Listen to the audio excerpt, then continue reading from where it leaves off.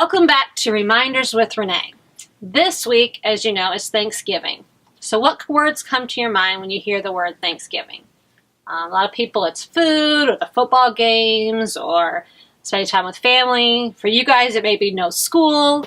But if we're honest, a lot of times there's not a lot of Thanksgiving that comes into play that day. We may hopefully pray for our food and thank God for it, and maybe your family might say one thing you're thankful for before we eat. But when was the last time you were truly thankful to God? So let's look at what the Bible has to say about thankfulness. Psalms 100, verse 4 and 5. Enter his gates with thanksgiving and his courts with praise. Give thanks to him and bless his name. For the Lord is good. His steadfast love endures forever, and his faithfulness to all generations. Instead of praise and thanksgiving, so many times when we start to pray, all we think about is what we need, what we want, or we complain about something. So how often do we really come to God with real thankfulness? But, before we even talk about that, why should we be thankful to God? If we go back and look at that verse, it says, for the Lord is good. It isn't just God does good things. He is good. The essence of him is good. And he's loving.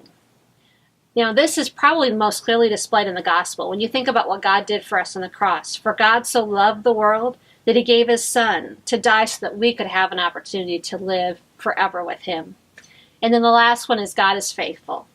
Even when we're not faithful, when we don't do things right, and we're not consistent, God is faithful. At the end of the time, he will be there for all eternity. Long after you and I are gone, he's still there and he's still God. As part of my research I did for this lesson, I did a Google search. So I Googled the word thankful. This means feeling or expressing gratitude or appreciation. But then as I'm looking through the list, I saw the related words, so other things that were like the word. And this is the word I found. It's called Superthankfulness. So being the word nerd I am, I had to look up and see what that meant.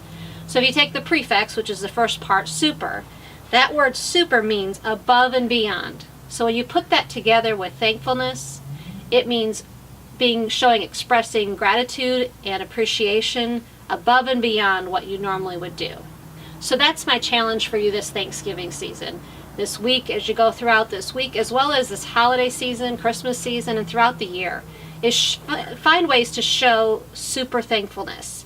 To God, first of all, when you're in your prayer time, to spend time and make a list of things you're thankful for, but also to your family and your friends. Find ways to show that you're thankful for them and all they've done in your life.